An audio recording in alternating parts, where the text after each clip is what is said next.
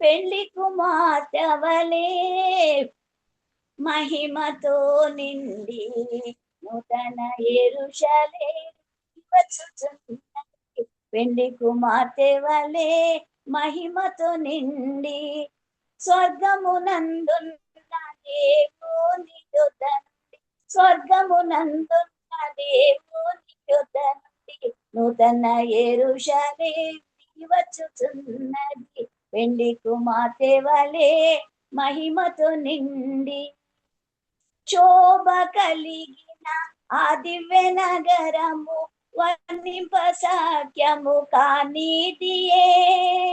శోభ కలిగిన ఆ దివ్య నగరము వర్ణింప సాఖ్యము కానీదియే.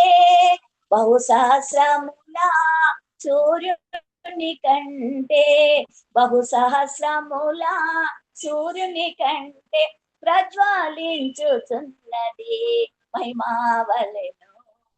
నూతన యెరూషలేము దిగి వచ్చుచున్నది. పెళ్లి కుమార్తె వలె మహిమతో నిండి నూతన యెరూషలేము దిగి వచ్చుచున్నది. పెళ్లి కుమార్తె వలె మహిమతో నిండి దగదగ మెరియు సూర్యకాంతము వలె జ్వలించుచున్న దైవ నగరమందు దగదగ మెరియు సూర్యకాంతము వలె జ్వలించుచున్న దైవ నగరమందు నీతిమంతులే సూర్యుని వలెను నీతిమంతులే సూర్యుని వలెను నిత్యముగా ప్రకాశించుచుందురు. నూతన యెరూషలేము దిగి వచ్చుచున్నది. నూతన యెరూషలేము దిగి వచ్చుచున్నది. పెళ్లి కుమార్తె వలె మహిమతో నిండి నూతన యెరూషలేము దిగి వచ్చుచున్నది. పరిపూర్ణమైన సౌందర్యమును పూర్తికి ఆనందముగాను పరిపూర్ణమైన సౌందర్యమును పూర్తికి ఆనందముగాను పురాజులందరూ మహిమ తెచ్చేడి పురాజులందరూ మహిమ తెచ్చేడి మహిమ గల నగరము ఇదియే. నూతన యెరూషలేము దిగి వచ్చుచున్నది. పెళ్లి కుమార్తె వలె మహిమతో నిండి స్వర్గమునందున్న దేవుని యొద్ద నుండి స్వర్గమునందున్న దేవుని యొద్ద నుండి నూతన యెరూషలేము దిగి వచ్చుచున్నది. పెళ్లి కుమార్తె వలె మహిమతో నిండి. అమ్మా వచ్చిందా దేవుని స్తోత్రం? వచ్చినానక్క వచ్చినాను. వందనాలు అక్క. కంటిన్యూ చేయరా. నాకు ఈ అవకాశం ఇచ్చిన దేవాది దేవునికి వేలాది వేల స్తుతి కోటి వందనాలు. జూమ్ లో చేరి వచ్చిన సిస్టర్స్ అందరికీ వందనాలు. ఈరోజు కొంచెం బంధువులు వచ్చినారు, అందుకే లేట్ అయిపోయి మర్చిపోయినాను, క్షమించండి. చక్కని పాట పాడిన అక్కకు వందనాలు చెల్లిస్తున్నాను. నూతన యెరూషలేము దిగి వచ్చుచున్నది. పెళ్లి కుమార్తె వలె మహిమతో నిజంగా నూతన యెరూషలేము పెళ్లి కుమార్తె వలె మహిమతో మన దగ్గరికి రాబోతుంది. నిజంగా ఆ యెరూషలేములో మనం ఉండబోతున్నాము. దేవుని పిల్లలమైన మనము ఆ మహిమతో దేవుడు మహామహిమతో తిరిగి వచ్చినప్పుడు మనం కూడా యెరూషలేములో ఉండబోతున్నాం. చక్కటి పాట పాడి వినిపించిన దేవనకకు వందనాలు చెల్లిస్తున్నాం. అక్క మనందరికీ సుపరిచితురాలే.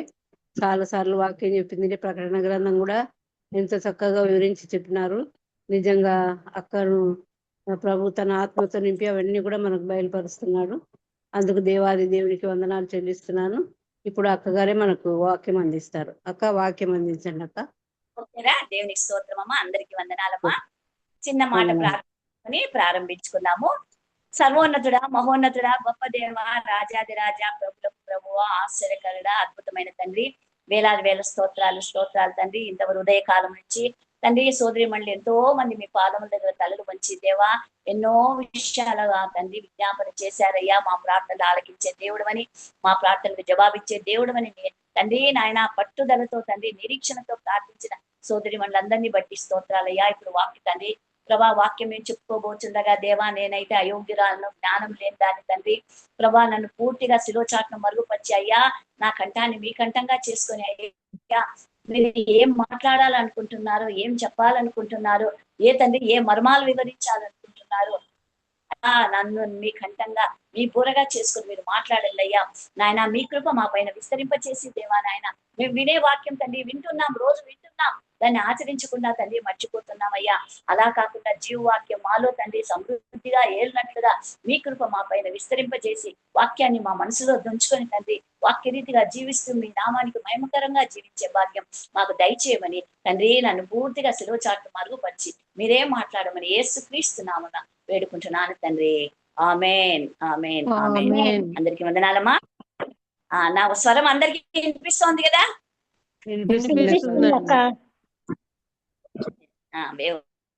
దేవునికి స్తోత్రం. మరి నేను చాలా రోజుల నుంచి ప్రకటన గ్రంథమే చెప్తున్నాను కదా, మరి ఈ రోజు కూడా ప్రకటన గ్రంథమే చెప్పాలి అనేసి అనుకున్నాను. నేను పాట కూడా 1 గంటకి అప్పుడప్పుడు అనుకోని పాట పాడినాను. సరిగా రాగము పూర్తిగా సరిగా కరెక్ట్ రాగం పాడలేకపోయినాను. ఆయన దేవునికి స్తోత్రము. మరి ప్రకటన గ్రంథం అనేది మనకు తెలుసు కదా, మొదటి ఆది కాండము ఎప్పుడుందో ఆది కాండంలో రైజ్ అయిన ప్రతి ప్రశ్నకు సమస్యకు ఎండింగ్ ఏది? ప్రకటన గ్రంథము అని మనం ఇదివరకే నేర్చుకున్నాము. ఈ ప్రకటన గ్రంథము మరి యోహాన్ గారు రాశారు. యోహాన్ అంటే ఎవరంటే యేసు ప్రభు శిష్యులలో మరి యోహాన్ గారు ఒక్కరు. ఈ యోహాను యేసు ప్రభు రొమ్మున ఆనుకునే శిష్యుడు. రొమ్మున ఆనుకోవడం అంటే ఇట్లా ఆనుకోవటం కాదు, ప్రభువు మనసులో ఏముందో అర్థం చేసుకొని దాని ప్రకారము ప్రవర్తించే మరి వ్యక్తి అనేసి రొమ్మున ఆనుకునే శిష్యుడు అనేసి ఆయనకు పేరు ఉందన్నమాట. మరి అందరూ హతసాక్షులైనారు. యేసు ప్రభు 12 మంది శిష్యులు 11 మంది శిష్యులు హతసాక్షులైనారు, కానీ యోహాను మాత్రం హతసాక్షి కాలేదండి. మంచి వృద్ధాప్యంలో మరి డొమిషియన్ చక్రవర్తి, రోమా సామ్రాజ్యంలో డొమిషియన్ చక్రవర్తి పరిపాలిస్తున్న ఆ రోజుల్లో మరి ఆ రోజు ఆ రోమా సామ్రాజ్యంలో ఉంటే ఆ రాజులు ఏం చేసేవాళ్ళంటే, మీరు ఎన్ని విగ్రహాల కన్నా మొక్కోండి, మీరు ఎన్ని దేవతల కన్నా మొక్కోండి, నో ప్రాబ్లం, కానీ రాజు కూడా దేవుని లాగా రాజును కూడా మీరు మొక్కాలి అనేసి ఆ టెంపుల్స్ కట్టించేసి ఆ టెంపుల్స్ లో ఈ రాజు యొక్క విగ్రహాన్ని పెట్టి ప్రజలను ప్రోత్సహించే వాళ్ళంట ఆ కాలంలో. అట్లాగే మరి అదే ఈ డొమిషియన్ చక్రవర్తి కూడా చేశారు. ఆ సమయంలో మరి యోహాన్ గారు ఏ మాత్రమో ఆయనతో ఏకీభవించకుండా మరి యేసు ప్రభు సువార్తను చెప్తూ ఉన్నప్పుడు ఈ డొమిషియన్ చక్రవర్తికి చాలా కోపం వచ్చి అతన్ని చంపాలనేసి మరి చెల కావుతున్న నూనెలో కాల్చిగా కాల్చారు, కానీ చావలేదండి. ఆ దేవుడు రక్షించాడు. అంతేకాదు మరి అరటి దూట తీసుకొని దాన్ని మధ్య పెట్టి నూనె పోసి అక్కడ కూడా మరణం రాలేదు. ఎన్నో చేసినారు కానీ ఆయన మరణం రాలేదు. అప్పుడు ఆయన మంచి 95 సంవత్సరాల వయసులో మంచి వృద్ధుడు అనమాట. అలాంటి సమయంలో మరి ఆయన్ను పద్మాస్ ద్వీపానికి పంపించేశారు. ఆ పద్మాస్ ద్వీపం అంటే మరి చుట్టూ నీళ్లు ఉన్నాయి, మరి సముద్రం మధ్య భాగంలో ఏదో కొంచెం స్థలం ఉంది, ఐలాండ్ అంటే. మరి అది మనుషులు జీవించడానికి ఏమాత్రమూ అనుకూలమైన ప్రదేశం అది కానే కాదన్నమాట. మరి తినడానికి కూడా ఆడ అన్ని ఉప్పు నీళ్ళ సముద్రాలు కాబట్టి తాగడానికి మంచి నీళ్లు దొరకటం కూడా అక్కడ మరి పనిష్మెంట్ తప్పు చేసిన వాళ్ళే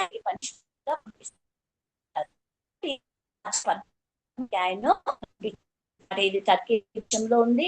దాదాపు 95-96లో మరి చెప్తున్నారు.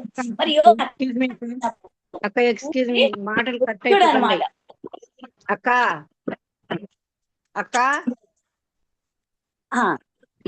హలో అక్కడ మాటలు కట్ అయిపోతుండే కట్ అవుతుండే. ఆయన ఎంతో వృద్ధుడు అనమాట. ఆ సమయంలో ఆయన ఎంతో వృద్ధుడు అయినప్పటికీ అక్కడ పోయిన తర్వాత మరి దేవుడు తన దూతను పంపించి నువ్వు మరి ఏమి చూడబోతున్నావో అవన్నీ వ్రాయమనేసి దేవుడు మరి ఆయనకు ఆత్మవశుడై ఆయన్ను మరి అన్ని ఏం జరగబోతాయో అవన్నీ చూపించాడనమాట. 7 సంఘాలకు రాయమని పంపించాడు. ఈ ప్రకటన గ్రంథంలో 3 పార్ట్స్ ఉన్నాయి. వినిపిస్తోంది కదా, 3 భాగాలు ఉన్నాయి. ఒకటి present tense, past tense, future tense. ఈ 3 టెన్స్ అంటే భవిష్యత్ కాలము, వర్తమాన కాలము, భూతకాలము, ఇవన్నీ ఉన్నాయన్నమాట. ఇప్పుడు ప్రజెంట్ టెన్స్ ఏది అంటే మొదటి అధ్యాయం ప్రజెంట్ టెన్స్. మరి అక్కడ పద్మాస్ ద్వీపానికి ఆయన వేసినప్పుడు అక్కడ ఏం కనిపిస్తోంది ఆయనకు? మరి ప్రభువును కళ్ళారా చూసినాడు అన్నమాట. కళ్ళారా మొదటి అధ్యాయంలో చూశాడండి. 13వ వచనం నుంచి మనం చూస్తే ఆయన కళ్ళారా చూశాడు. మరి చూసి 7 నక్షత్రాలు ఆయన చేతిలో పట్టుకొని 7 దీపస్తంభాల మధ్య సంచరించి వాడు చెప్పు సంగతులు నువ్వు రాయమని యోహానికి చెప్పినప్పుడు యోహాన్ రాశాడు. 7 సంఘాలు, ఆసియా మైనర్ లో ఉండే 7 సంఘాలకు ఆయన ఉత్తరాలు రాసి పంపించాడు. మరి ప్రజెంట్ టెన్స్ ఫస్ట్ అధ్యాయం అంతా ప్రజెంట్ టెన్సే. 2, 3 అధ్యాయాలు మరి 7 సంఘాలకు రాసి లెటర్స్ రాసి పంపించాడు. అది ఫాస్ట్ టెన్స్ అనమాట. 4, 5 అధ్యాయాలు, 4, 5 అధ్యాయాలు వచ్చి ఆటి నుంచి ఫ్యూచర్ టెన్స్ స్టార్ట్ అవుతుందండి. 4, 5 అధ్యాయాలు కూడా ప్రజెంట్ టెన్సే. 4, 5 అధ్యాయాల్లో మరి యోహాను మరి పరలోకానికి మరి ఎక్కి రమ్మంటాడు. పరలోకానికి ఎక్కి రమ్మంటే ఆత్మవశుడై పరలోకానికి ఎక్కి వెళ్ళిపోతాడనమాట. వెళ్ళిపోయిన తర్వాత పరలోక రాజ్యంలో 7 ముద్రల గ్రంథం ఎలా విప్పబడుతుంది అదంతా చూస్తాడు. తర్వాత 7, 6 అధ్యాయం నుంచి 16 అధ్యాయం దాకా శ్రమలు ఉన్నాయన్నమాట. 3 రకాల శ్రమలు ఉన్నాయి. ముద్రలు విప్పినప్పుడు, తర్వాత బూరలు ఊదినప్పుడు, తర్వాత బంగారు పాత్రలో మరి శ్రమలు తీసుకొని భూమి మీద వేసినప్పుడు, ఇవి వచ్చి 6వ అధ్యాయం నుంచి 16వ అధ్యాయం దాకా ఈ శ్రమలు ఉన్నాయన్నమాట. 4వ అధ్యాయంలో సంఘం ఎత్తబడుతుంది. సంఘం ఎత్తబడినప్పుడు ప్రభును విశ్వసించిన వారందరూ అందరూ ఎత్తబడతారనమాట. విడవబడిన వారికి 7 సంవత్సరాలు మరి శ్రమలు ఉంటాయి. 3.5 సంవత్సరాలు శ్రమలు, 3.5 సంవత్సరాలు మహాశ్రమలు ఉంటాయన్నమాట. ఈ మహాశ్రమలు మరి అది 16వ అధ్యాయానికి సమాప్తం అవుతాయి. 17వ అధ్యాయము 18వ అధ్యాయంలో బబులోను దేశం గురించి వ్రాయబడింది. బబులోను దేశం అంటే నెబుకద్నెజర్ బబులోను దేశం కాదండి.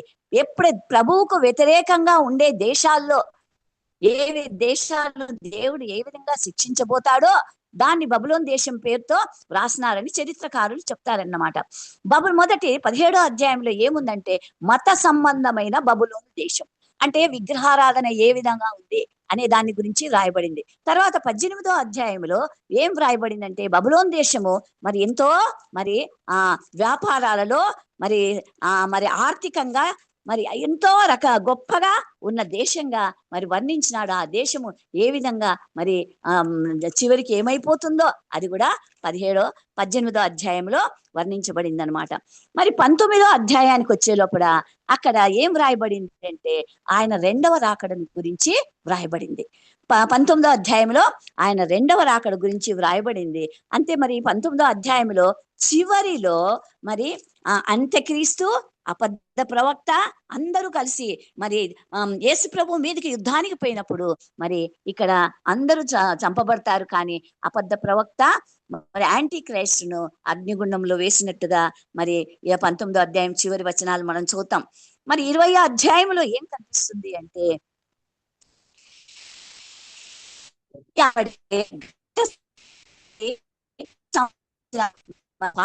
అగాధంలో వేసి తాళం వేసాడు. 1000 సంవత్సరాలు.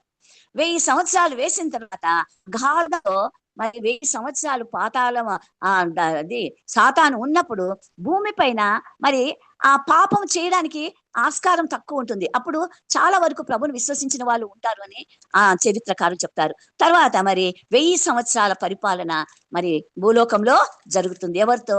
మొదటి పునరుత్థానంలో పాల్పొందిన వాళ్ళంతా, ఆయన కోసం శ్రమలు అనుభవించిన వాళ్ళు, అదంతా మరి 1000 సంవత్సరాలు మరి పరిపాలన క్రీస్తుతో కూడా రాజ్యం చేస్తారనమాట.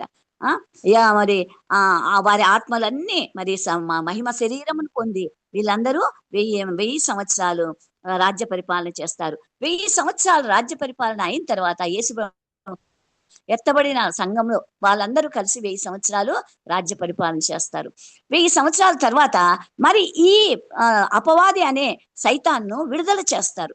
సైతాన్ను విడుదల చేసినప్పుడు అతనికి సమయము కొంచెమే ఉందని రాజ్యాలన్నీ తిరిగి మనుషులను గోగు మాగోగు అనే వాళ్ళందరినీ ఇసుక చల్లితే ఇసుకను లెక్కించలేం కదండి. అట్లా ఇసుక లాగా వాళ్ళందరినీ ప్రోగు చేస్తారంట.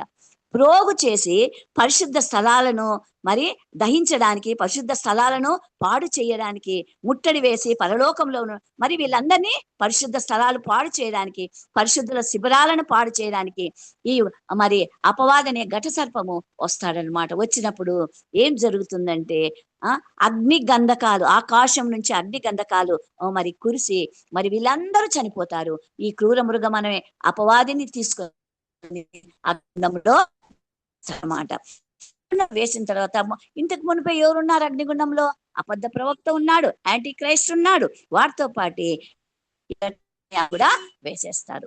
వేసిన తర్వాత మరి 20వ అధ్యాయం చివరి ఫేరా ఏముందంటే ధవళ సింహాసనం తీర్పు ఉందను. ఈ ధవళ సింహాసనం తీర్పులో ప్రతి ఒక్కరు నిలబడతారండి.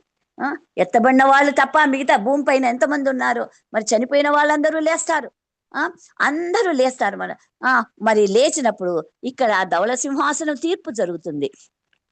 ధవళ సింహాసనం తీర్పు జరిగిన తర్వాత మరి పరలోకానికి వెళ్ళే వాళ్ళు పరలోకానికి వెళ్తారు, అగ్నిగుండానికి వెళ్ళే వాళ్ళు అగ్నిగుండానికి వెళ్తారు. ఇంతవరకు ఒక ఎత్తు. మరి 21, 22 అధ్యాయాల్లో నిత్య జీవము గురించి వ్రాయబడింది అనమాట. నిత్య జీవం మరి పరలోకానికి వెళ్ళినప్పుడు మనం నిత్య జీవము ఎలా ఉంటాం?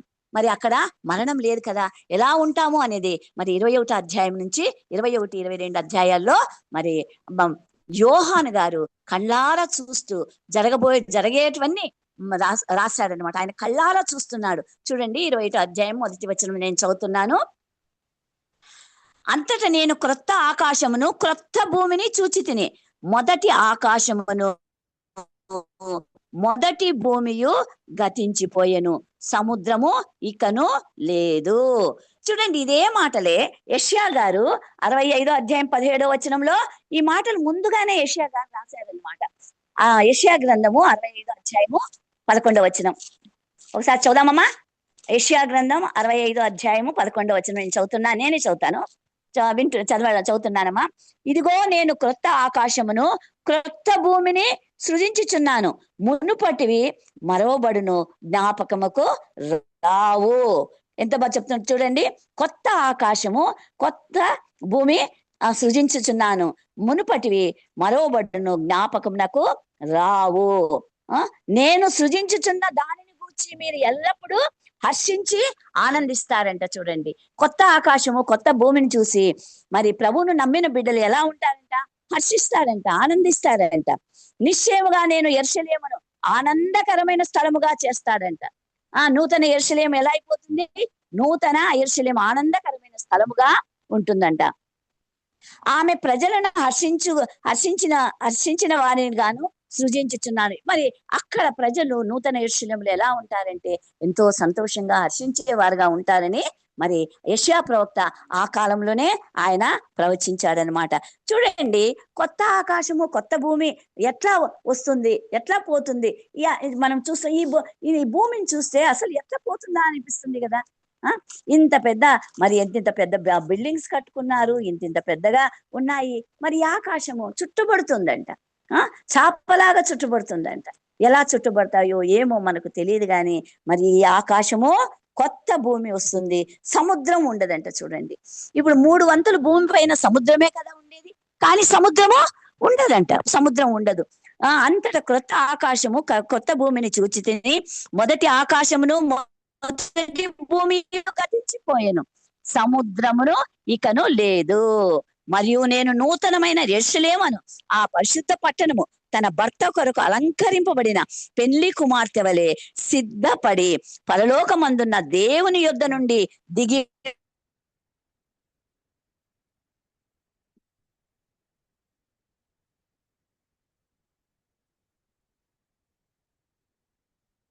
ఒక వాయిస్ లేదు, నో వాయిస్.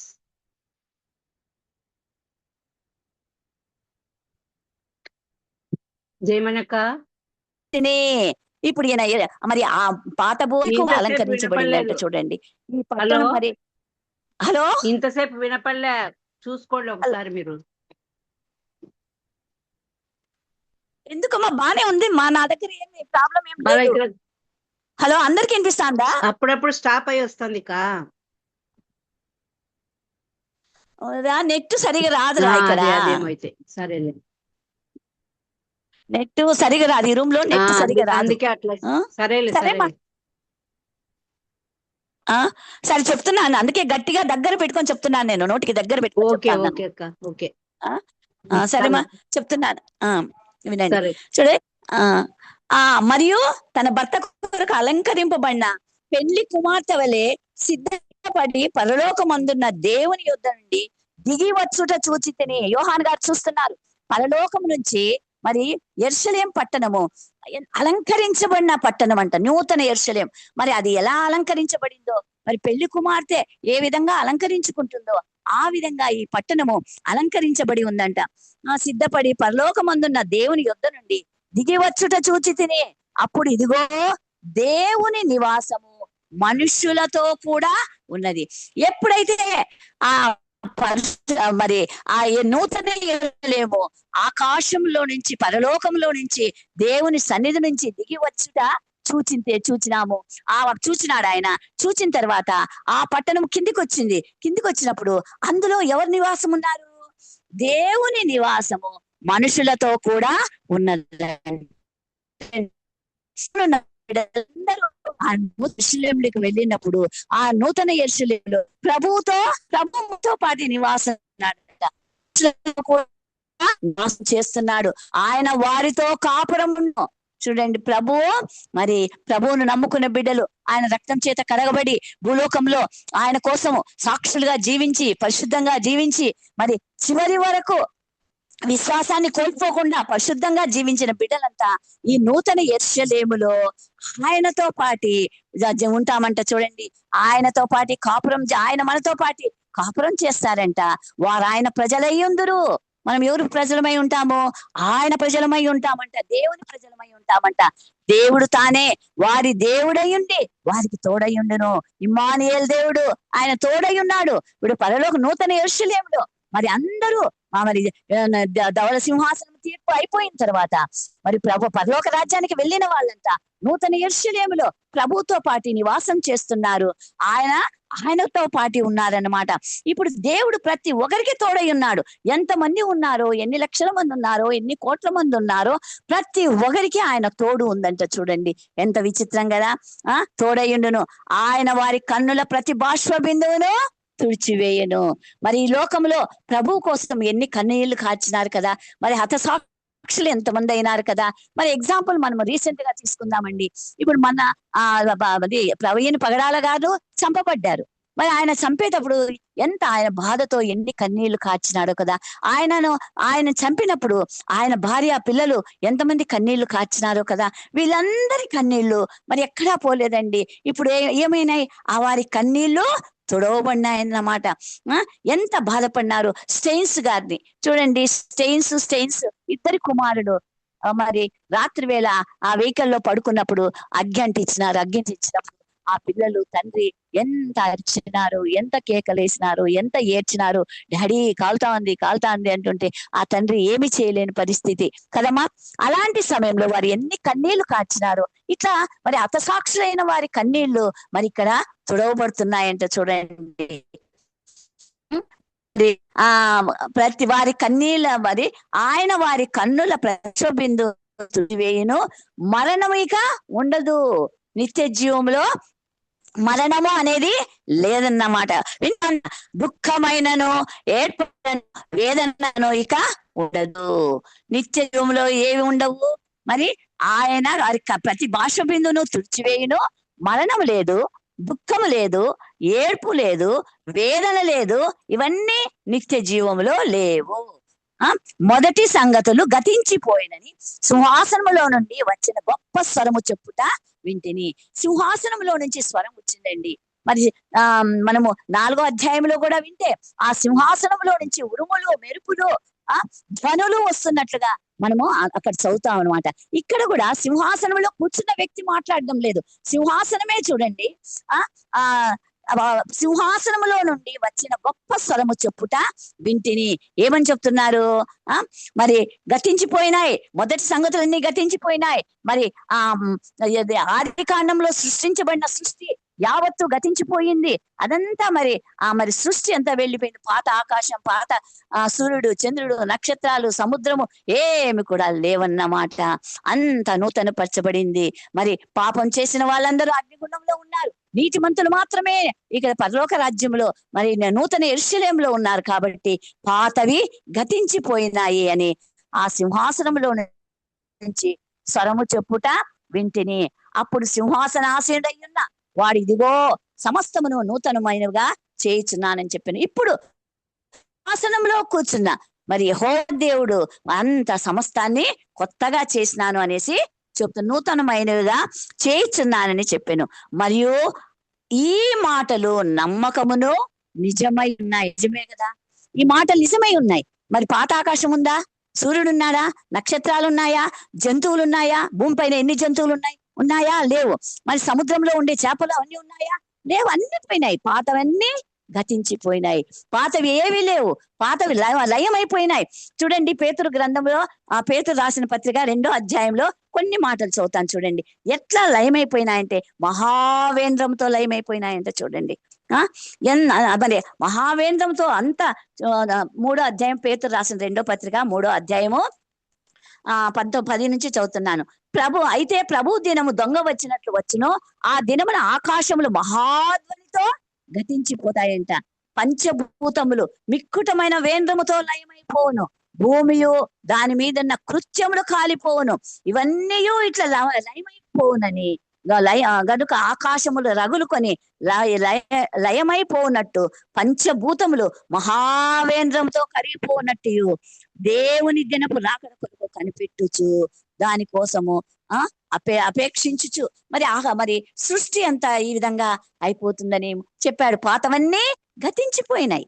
పాతవి ఏమాత్రం లేవు. కాబట్టి పాతవన్నీ గతించిపోయినాయి అనేసి ఇక్కడ చెప్తున్నాడు. అప్పుడు సింహాసనాసీనుడై ఉన్న వాడు ఇదిగో సమస్తమును నూతనమైనవిగా చేయుచున్నానని చెప్పాను. మరియు ఈ మాటలు నమ్మకమును నిజమై ఉన్నాయి. నిజమే కదా ఇవన్నీ. నూతన యెరూషలేములో నూతన ఆకాశము, నూతన భూమి. మరి ఎట్లా ఉంది నూతన ఆకాశము, నూతన భూమి ఎలా ఉందో ముందుకు వర్ణించబడుతుందమ్మా.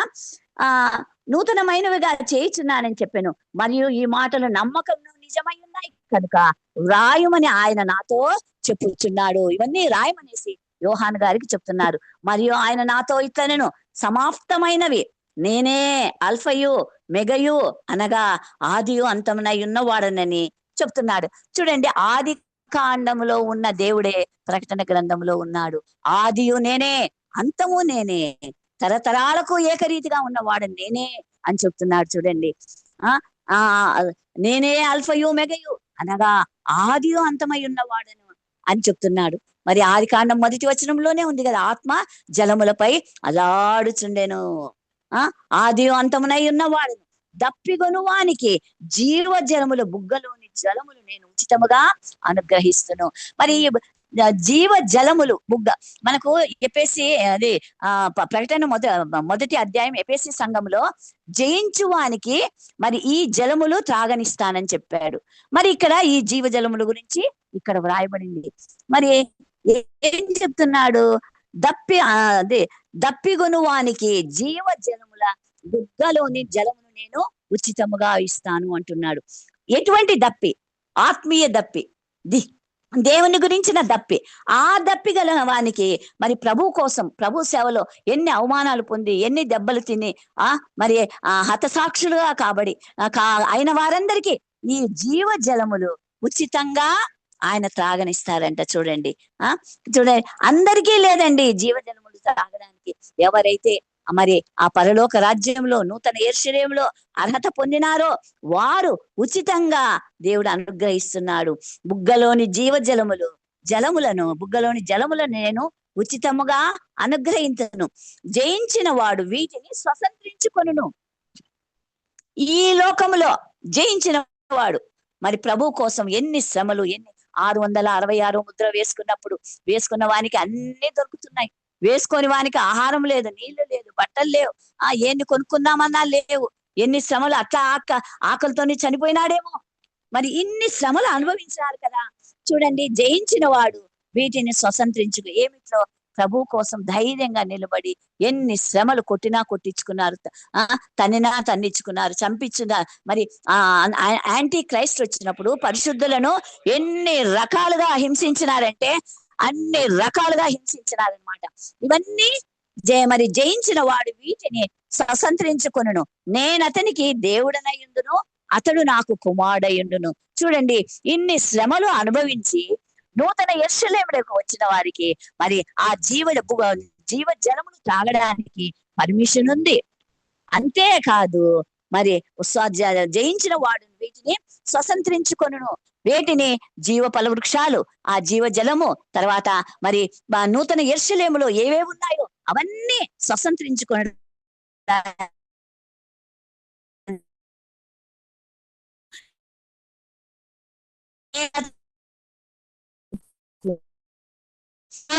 ఇప్పుడు ఈలో ఫలానోళ్ళ కుమారులు అంటాము, అంతేగాని వాళ్ళు ఎన్ని రోజులు ఇప్పుడు మన తండ్రులు ఉన్నారా, వెళ్ళిపోయినారు, వాళ్ళ తండ్రులు లేరు కదా, అందరూ వెళ్ళిపోయినారు. కానీ యుగ యుగములో మనకు తండ్రి ఎవరంటే ఆయనే అన్నమాట. చూడండి, జయించు వాడు వాటిని స్వతంత్రించుకొనును, నేనతనికి దేవుడనయుండును, అతడు నాకు కుమారుడయుండును. మనం ఆయన కుమార్తెలమై ఉంటాము, ఆయన మనకు తండ్రిగా ఉంటాడనమాట. మరి ఇన్ని శ్రమలలో జయించిన వారికి ఇన్ని ఆశీర్వాదాలు ఉన్నాయి కదా. మరి ఎవరు మరి నూతన యెరూషలేముకి ప్రవేశించడానికి అర్హత లేని వారు ఎవరు అంటే మనకు 8వ వచనంలో ఉందండి. పిరికి వారికి మరి నూతన యెరూషలేముకి అర్హత లేదు. పిరికి వారు అంటే ఏమి? దయ్యముంది, భూతముంది, అడుంది, ఇది ఉంది అని భయపడేవారు కాదండి. దేని గురించి పిరికితనం? ప్రభువును గురించి. కొంతమందికి యేసు ప్రభు దేవుడు, నేను క్రిస్టియన్స్ అని చెప్పుకోవడానికి ఇష్టపడరు. మరి క్రిస్టియన్స్ అయ్యుండి బొట్టు పెట్టుకొని ఎంతో మంది అది తిరుగుతుంటారు. చర్చికి రావాలంటే అందరూ చూస్తారనేసి మరి చర్చికి రారు. ఎన్నో ప్రభువును గురించి సిగ్గుపడే వాళ్ళు ఎంతో మంది ఉన్నారండి. ప్రభువును గురించి ధైర్యంగా నేను క్రైస్తవుని, సువార్తను ప్రకటిస్తాను దాన్ని చెప్పేవాళ్ళు మరి దానికి భయపడే వాళ్ళు అనమాట. వాళ్ళు పిరికి వాళ్ళు. ప్రభువును గురించి భయపడే వాళ్ళు. ప్రభు నామాన్ని చెప్తే మాకేం అవమానం వస్తుందో, సొసైటీలో మమ్మల్ని గౌరవిస్తారో లేదో, సొసైటీలో మమ్మల్ని ఏది క్రైస్తవులంటే హీనంగా చూస్తారేమో అనే పిరికితనం కలవారి పరలోక రాజ్యములో చోటు లేదమ్మా. అవిశ్వాసులు మరి మనం ప్రార్థన చేస్తాం అని ఏమో దేవుడు ఏం చేస్తాడో ఏమో, కానీ నోరు పెదవులు ప్రార్థన చేస్తూ ఉంటాయి, కానీ హృదయంలో మాత్రము విశ్వాసం లేని స్థితి మనకుంటుంది. అట్లాంటి వాళ్ళకు కూడా మరి చూడండి, అవిశ్వాసం ఉంటే కూడా మనకు పరలోక రాజ్యంలో చోటు లేదు, నూతన యెరూషలేములో మనకు చోటు లేదు. కాబట్టి మన విశ్వాసాన్ని మనం ఒకసారి పరీక్షించుకుందాం.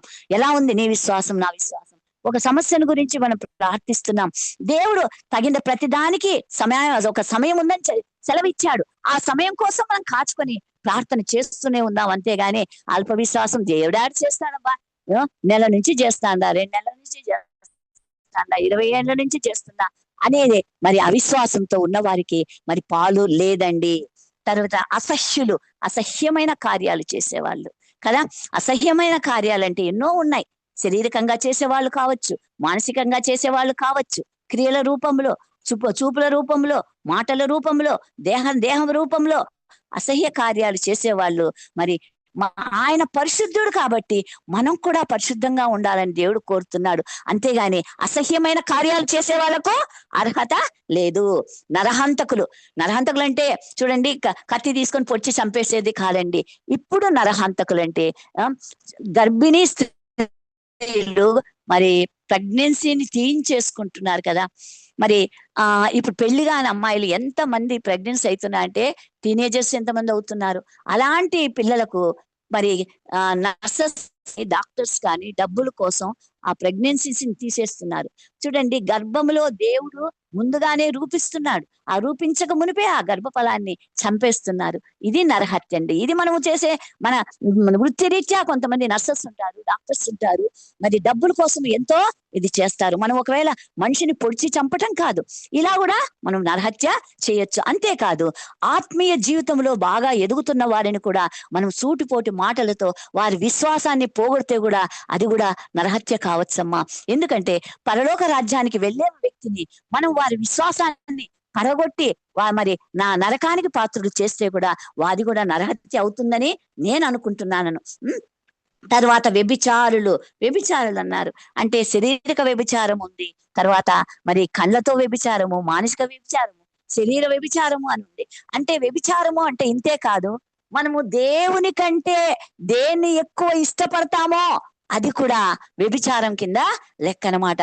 డబ్బులను ఇష్టపడుతున్నావా, ఆస్తిని ఇష్టపడుతున్నావా, దేన్ని నువ్వు ఇష్టపడినా కానీ ఏమైతుంది, అది వ్యభిచారం కింద వస్తుందన్నమాట. కాబట్టి వ్యభిచారము అంటే శారీరక వ్యభిచారము, మానసిక వ్యభిచారము, కళ్ళతో వ్యభిచారము, తర్వాత మనము దేవుని కంటే ఎక్కువగా దేన్ని ప్రేమిస్తామో అది కూడా వ్యభిచారం కింద వస్తుందన్నమాట. మాంత్రికులు ఇప్పుడు చాలా మంది ఏం చేస్తారంటే, క్రైస్తవుడు కూడా పిల్లోకి జ్వరం వస్తుందని పోయి ఆ తాయెత్తులు వేయించుకొని వస్తారు. అది చాలా తప్పు, క్రీస్తుకు విరోధమైందన్నమాట. చిన్నపిల్లలకు మరి అలాంటివి వేస్తారు. ఏంటంటే ఇది మంత్రించి వేసినారు, నీళ్లు మంత్రించి బియ్యం ఇచ్చినారు, మంత్రించి ఇవి చేసినారు అని క్రైస్తవులు ఈ విధంగా చేస్తున్నారు. కాబట్టి మాంత్రిక విద్య చేసేవాడు అనర్హుడే పరలోక రాజ్యానికి. అక్కడికి పోయి మనము చేయించుకొని వస్తాం కదా, మనం కూడా అనర్హులమే. కాబట్టి మాంత్రికులకు మరి అలాంటి వాళ్ళ దగ్గరికి పోయే వాళ్ళకు కూడా నూతన యెరూషలేములో చోటు లేదు. విగ్రహారాధికులు మరి దేన్ని మనం ఎక్కువగా ఇష్టపడతామో దాన్ని విగ్రహారాధన. చూడండి, కొంతమంది బంగారుని ఎక్కువ ఇష్టపడతారు, ఎంత డబ్బును కొంతమంది ఇష్టపడతారు, కొంతమంది మంచి చీరల్ని ఇష్టపడతారు, కొంతమంది ఎంతో విలువైన వాటిని, దాన్ని ఏమైపోతుందో జాగ్రత్తగా రాత్రింబగలు దాని మీదే ఆలోచన ఉంటుందన్నమాట. దాన్ని మనం ఎక్కువగా ప్రేమిస్తే, దేవుని కంటే ఎక్కువగా ప్రేమిస్తే అది కూడా ఒక విగ్రహము అవుతుందన్నమాట. అబద్ధీకులందరూ, అబద్ధం చాలా సులభంగా చెప్పేస్తాం కదా. చూడండి, అబద్ధీకులందరూ కూడా మరి నూతన యెరూషలేముకు అనర్హులు అన్నమాట. కాబట్టి మనం నోటి మాటలు మాట్లాడేటప్పుడు అవునంటే అవును, కాదంటే కాదు, అబద్ధము చెప్పకూడదు. కాబట్టి అబద్ధానికి దూరంగా ఉండాలి. ఒకవేళ ఇన్ని రోజులు మనం అలా ఉన్నావేమో, కాబట్టి ఇప్పటి నుంచి అబద్ధానికి దూరంగా ఉండడానికి మనం ప్రయత్నం చేస్తామండి. వీళ్ళందరూ ఎక్కడికి పోతారంట, అగ్ని గంధకములతో మండు గుండములో పాలు పొందుదురు. పైనేమో నూతన యెరూషలేములో ఎవరుంటారు, ఏమి ఎట్లా ఉందని విన్నాము. ఇక్కడ ఏమో మరి తర్వాత 8వ వచనంలో అగ్ని గంధకముల్లో ఎవరు పాలు పొందుతారు అనేసి మరి యోహాను గారు మరి ఇదంతా వ్రాసారనమాట. 9వ వచనానికి వస్తున్నామండి. అంతటా కడపటి 7 తెగులతో నిండిన 7 పాత్రలు పట్టుకొని ఉన్న 7 దేవదూతలతో ఒకడు వచ్చి, చూడండి 7 పాత్రలు, బంగారు పాత్రలు పట్టుకొని భూమి పైన కుమరించారు. 16వ అధ్యాయంలో ఇవన్నీ ఉంటాయి. మరి వారిలో ఒక దూత వచ్చి యోహాను గారితో చెప్తున్నాడంట, పట్టుకుని 7 దేవదూతల్లో ఒకడు వచ్చి, ఇటు రమ్ము, పెండ్లి కుమార్తెను అనగా గొర్రె పిల్ల యొక్క భార్యను నీకు చూపెదనని నాతో చెప్పి, మరి యోహాను గారికి మా దూత వచ్చి చెప్తున్నాడంట, నాతో పాటి నువ్వు రా, ఇక్కడికి రమ్ము, పెండ్లి కుమార్తెనంటే పరలోక నూతన యెరూషలేమును అనగా గొర్రె పిల్ల యొక్క భార్యను నీకు చూపెదనని నాతో చెప్పి, ఆత్మవశుడనై ఉన్న నన్ను ఎత్తైన గొప్ప పర్వతం మీదకి కొనిపోయి. చూడండి, యోహాను గారిని మొదట పరలోక రాజ్యానికి 4వ అధ్యాయంలో పరలోక రాజ్యానికి ఆత్మవశుడై ఎక్కిపోయినాడు. 17వ అధ్యాయంలో ఆత్మవశుడై దేవదూత అరణ్యానికి తీసుకొని పోతాడు. మరి ఇక్కడ వచ్చి ఆత్మవశుడై కొండ మీదకి తీసుకొని పోయినాడు. ఆత్మవశుడై ఉన్న నన్ను ఎత్తైన గొప్ప పర్వతం మీదకి తీసుకొని పోయినాడు. గొప్ప పర్వతం, మరి ఏం పర్వతమో ఏమో కానీ ఆ పర్వతం మీదకి ఈ దేవదూత యోహాను గారిని తీసుకొని పోయినాడు. తీసుకొని పోయి యెరూషలేము అను పరిశుద్ధ పట్టణము దేవుని మహిమ గలదై పరలోకమందున్న దేవుని యొద్ద నుండి దిగి వచ్చుట నాకు చూపెట్ను. పట్టణము ఎలా దిగి వస్తుందండి? ఇది బల విచిత్రం కదా. ఏం చూపిస్తున్నాడు ఆ దేవదూత? యెరూషలేము పట్టణము పరలోకము నుంచి, మరి దేవుని సన్నిధి నుంచి భూలోకానికి దిగి వస్తా ఉంది. ఎలా దిగి వస్తాంది? మెటుకల మీద దిగి వస్తాందా? మరి ఆకాశము, నూతన ఆకాశం మెటికల్లాగా ఏర్పడిందా? విచిత్రం కదా. ఆ నూతన మరి ఎట్లా ఉందంటే అది దగ్గ దగ్గ దగ్గ దగ్గ మెరిసిపోతుంది.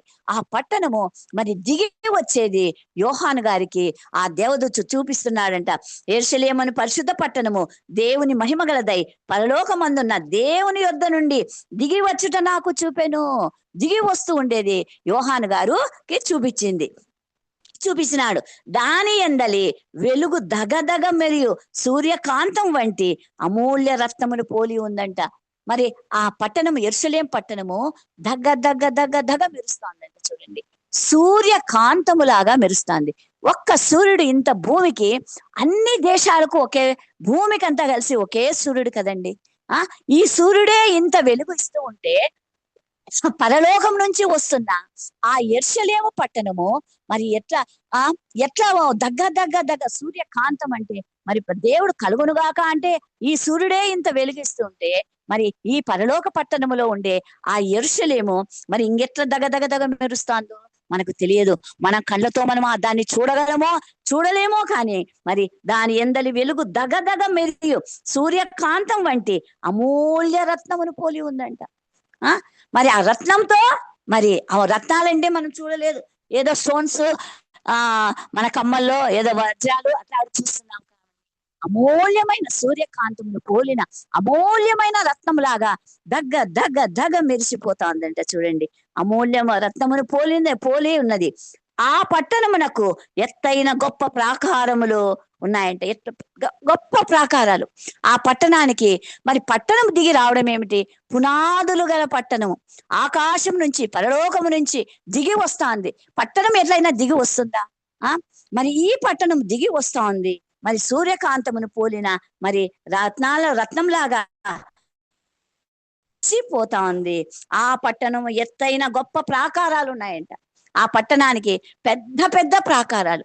మనం కోట గోడలు చూస్తాం కదండి, కోట గోడలు, భూమి పైన ఉండే కోటగలు అది ఎన్నో ఉన్నాయి. ప్రతి చోట కోట గోడలు ఉన్నాయి కదా. గండి కోట అని, తర్వాత గుత్తి కోటని, మరి పెనుగొండ కోటని, ఆనాడు రాజులు పరిపాలించిన కోటలన్నీ ఉన్నాయి. మరి హైదరాబాద్ లో కూడా గోల్కొండ కోటలు ఉన్నాయి కదా. మరి ఈ యెరూషలేం పట్టణం ఎలా ఉందంటే ఎత్తైన గొప్ప ప్రాకారం ఉందంట. ప్రాకారం అంటే గోడలు ఎంత పెద్ద ఎత్తుగా ఉన్నాయంటే అంత ఎత్తైన ప్రాకారము ఉందంట. చూడండి, ఎత్తైన ప్రాకారము. ఆ పట్టణమునకు ఎత్తైన గొప్ప ప్రాకారములు 12 గుమ్మాలు ఉన్నాయంట. కనిపిస్తున్నాయి యోహాను గారికి, ఇవన్నీ కనిపిస్తున్నాయి. మరి ఆయన పట్టణము ఆకాశంలో నుంచి, ఆ పరలోకం నుంచి దిగి వస్తోంది. ఆ ప్రాకారాలన్నీ మరి సూర్యకాంతపు మరి రత్నాన్ని పోలి దగ్గ దగ్గ మెరుస్తూ ఉంది. ఆ మెరుపులోనే మరి 4 ప్రాకారాలకు 12 గుమ్మాలు ఉన్నాయి. ఒక్కొక్క ప్రాకారానికి 3 గుమ్మాలు, 3 వాకిన్లు, 3 గుమ్మాలు ఉన్నాయి. మరి ఇవన్నీ ఆయనకు కనిపిస్తూ ఉన్నాయంట. పట్టణమునకు ఎత్తైన గొప్ప ప్రాకారము 12 గుమ్మములు ఉండెను. ఆ గుమ్మముల యొద్ద 12 దేవదూతలు ఉన్నారంట. చూడండి, 4 ప్రాకారాలకు, ఒక్కొక్క ప్రాకారానికి 3 గుమ్మాలు ఉన్నాయి. ఒక్కొక్క గుమ్మం దగ్గర 12 దేవదూతలు ఉన్నారంట. చూడండి, మరి ఇదంతా ఆకాశంలో నుంచి ఆ యెరూషలేం పట్టణం దిగి వస్తూ ఉంటే యోహాను గారు చూస్తూ ఉన్నారు. యోహాను గారికి ఈ దేవదూత చూపిస్తున్నాడు అనమాట. గుమ్మములు ఉండెను. ఆ గుమ్మముల యొద్ద 12 దేవదూతలు ఉండెను. ఇశ్రాయేలీయులు 12 గోత్రముల నామములు ఆ గుమ్మముల మీద వ్రాయబడి ఉన్నాయి. మరి యాకోబుకు పుట్టిన 12 మంది కుమారులు, వాళ్ళే కదా ఇశ్రాయేలు గోత్రకర్తలు, వాళ్ళ పేర్లు ఉన్నాయంట. చూడండి, ఆ గుమ్మముల పైన మరి ఇశ్రాయేలు 12 గోత్రముల వారి పేర్లు వ్రాయబడినాయి. ఎంత అదృష్టం కదా. మనం రూబేను పాపం చేసినాడు, అయినప్పటికీ మరి రూబేను మరి ఒక దీని మీద గుమ్మం పైన మరి రూబేను పేరు కూడా ఉంది. గుమ్మము అంటే చూడండి, మీరు గమనించినారో లేదో, ఒకప్పుడు పల్లెటూర్లలో వాకిన్లకు పెద్ద పెద్ద గుమ్మాలు, ఇప్పుడు కూడా కొన్ని ఊళ్ళలో పల్లెలకు పోతే ఉన్నాయి. వాకిన్ల కడపమాన అంటారు దాన్ని. ఆ కడపమాన ఎంత పెద్దగా ఉంటుందంటే అంత పెద్దగా ఉంటుంది. వాళ్ళకి ఏదో ఒక ఇదన్నమాట, పెద్ద కడపమాన ఉంటే ఇది సైతాన్ శక్తులు లోపలికి రాలేవని వాళ్ళకి ఒక నమ్మకం అనమాట. ఆ కడపమానలు ఎంత పెద్దగా, అసలు దాటాలంటే కొంతమంది దాటలేరు, అంత పెద్ద కడపాండ్లు దాటుకొని వాళ్ళ ఇళ్ళలోకి వెళ్తారన్నమాట. ఇప్పటికి కూడా కొన్ని ఊర్లలో ఉన్నాయి, కొన్ని మరి మారుమూల ప్రాంతాల్లో అట్లాంటివే ఉన్నాయి. మరి ఇక్కడ ఈ యెరూషలేము పట్టణంలో మరి ఈ ముత్యముతో చేయబడినవి, మంచి ముత్యంతో చేయబడిన మరి ఈ గుమ్మములు ఉన్నాయి, 12 గుమ్మాలు ఉన్నాయి. ఒక్కొక్క గుమ్మం దగ్గర ఇద్దరు దేవదూతలు ఉండిరి.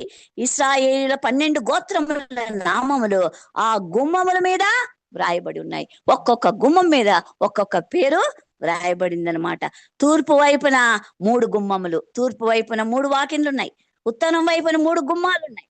దక్షిణం వైపున 3 గుమ్మాలు, పశ్చిమ వైపున 3 గుమ్మాలు ఉన్నాయన్నమాట. 12 గుమ్మాలు కలిగిన తల తల తల మెరుస్తున్న సూర్యకాంతముతో ఉండే ఆ ప్రాకారము కలిగిన ఆ యెరూషలేము పట్టణము మరి పైనుంచి దిగి వస్తూ ఉండేది. యోహాను గారు కనులారా చూస్తున్నారన్నమాట. ఆ పట్టణపు ప్రాకారము 12 పునాదులు ఉన్నాయి. మనం గుమ్మాలే చూసాం, కానీ ఇక్కడ 12 పునాదులు కూడా కనిపిస్తున్నాయంట. పునాదులు అంటే భూమి లోపల ఉండేది కదండి పునాది, కానీ ఈ పట్టణానికి పునాది కూడా కనిపిస్తోందంట. చూడండి ఆ పునాదులు ఎలా ఉన్నాయో ఒకసారి చదువుకుందాం. 12 పునాదులు, 12 రాళ్లతో కట్టబడిన ఆ పునాది ఎలా ఉంది అనేసి మరి 12 పునాదులు కూడా కనిపిస్తాయి. ఆ పట్టణపు ప్రాకారము 12 పునాదులు కలది. 12 పునాదులు, 12 రాళ్లతో కట్టబడిన పునాది ఉందన్నమాట. ఇప్పుడు మరి ఇండ్లు కట్టే వాళ్ళు చూస్తున్నాం కదా, లోపల పైన ఎత్తు 3 అంతస్తులు కడితే ఎంత పునాది వేయాలి, 4 అంతస్తులు కడితే ఎంత పునాది వేయాలి అనేసి ఇంజనీర్స్ మరి ఆ పునాది లోపలికి వేస్తారు కదా. అట్లాగే మరి ఈ పట్టణానికి మరి 12 మరి రత్నాలతో కట్టబడిన పునాది కూడా ఈ పట్టణానికి కనిపిస్తోంది. చూడండి ఆ పట్టణపు ప్రాకారము 12 పునాదులు కలది. ఆ పునాదుల పైన గొర్రెపిల్ల యొక్క 12 అపోస్తులు 12 పేర్లు కనబడుచున్నాయి. ఈ పునాదుల పైన మరి యేసు ప్రభు శిష్యులు 12 మంది శిష్యుల పేర్లు కనిపిస్తున్నాయి. నాకు అనిపిస్తుంది యోహాన్ పేరు కూడా ఉందేమో, యోహాన్ గారు కూడా చూసినారేమో అనిపిస్తుంది. ఎందుకంటే ఆయన సజీవుడుగా ఉన్నాడు కదా, ఆయన కళ్ళారా చూస్తున్నాడు కదా. మిగతా వాళ్ళందరూ 11 మంది చనిపోయిన హతసాక్షులైనారు, యోహాను హతసాక్షి కాలేదు. ఆయన పేరు కూడా ఉందేమో అని నేను అనుకుంటున్నా. ఆయన పేరు ఆయన ఆ పునాది మీద చూస్తున్నాడేమో అని నేను అనుకుంటున్నాను అన్నమాట. తూర్పు వైపున 3 చూడండి, ఆ పట్టణపు ప్రాకారపు 12 పునాదులు కలది. ఆ పునాదుల పైన గొర్రెపిల్ల యొక్క 12 అపోస్తులు 12 పేర్లు కనబడుచున్నవి.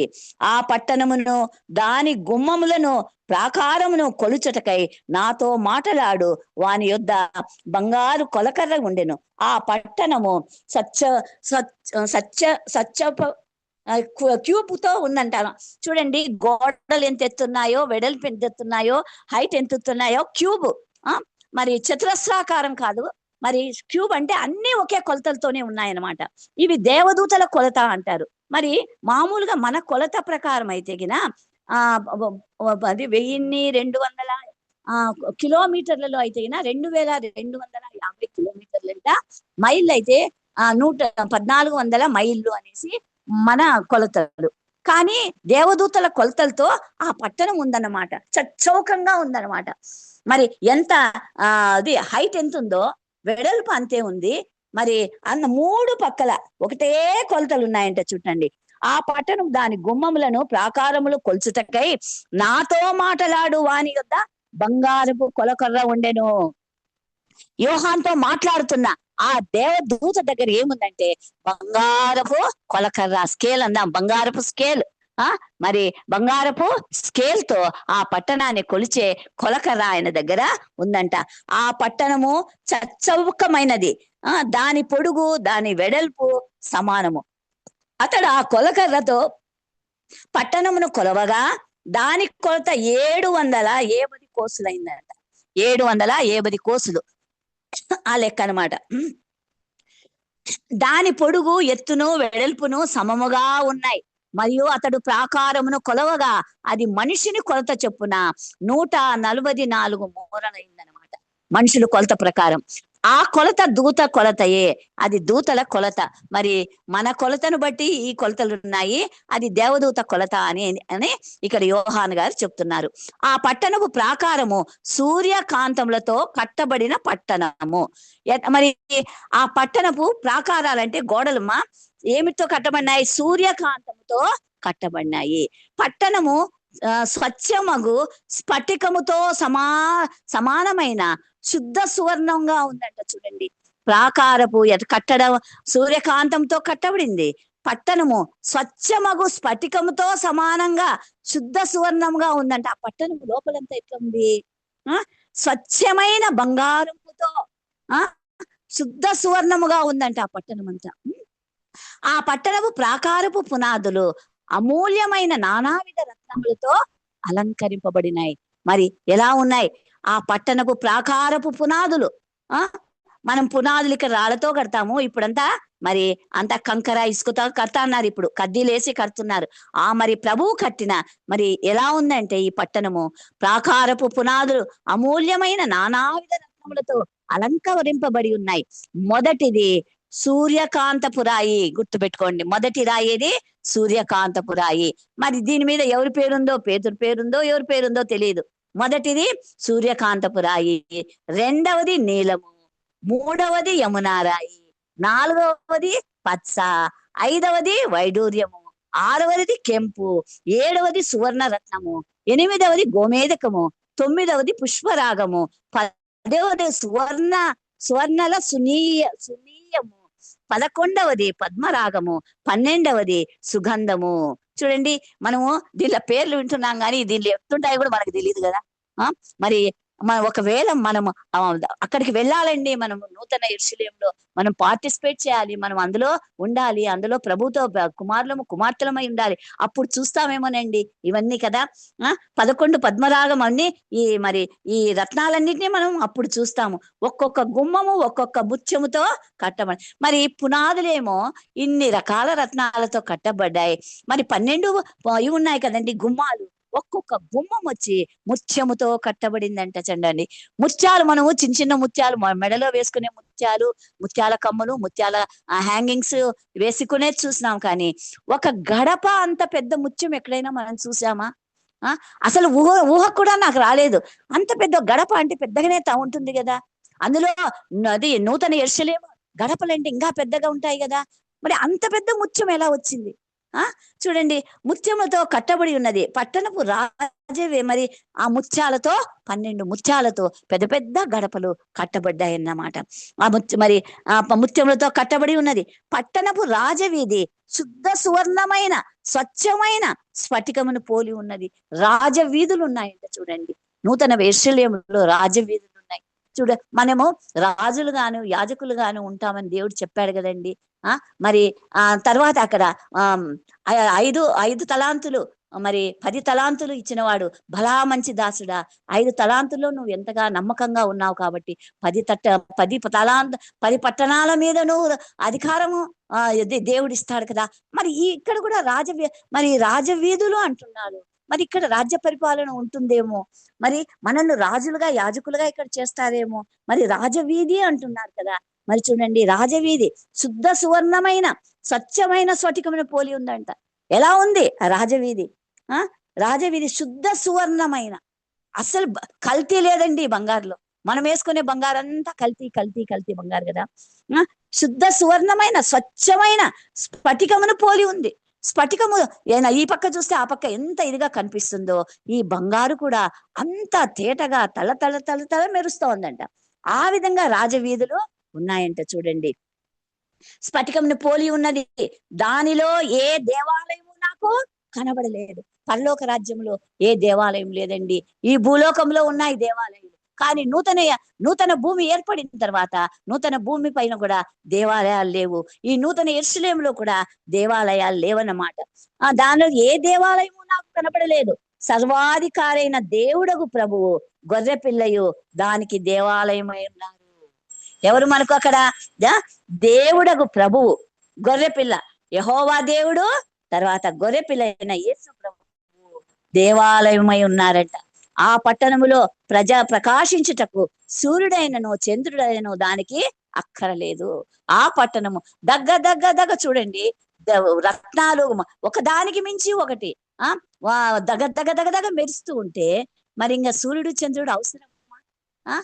మరి ఆ కాంతి ఆ యెరూషలేము పట్టణము దిగి వస్తూ ఉంటేనే మరి దగ్గ మెరుస్తూ ఉంది. మరి ఇన్ని రత్నాలతో కట్టబడిన మరి గోడలన్నీ సూర్యకాంతంతో ఉన్నాయి, ప్రాకారాలన్నీ సూర్యకాంతంతో మెరిసిపోతూ ఉన్నాయి.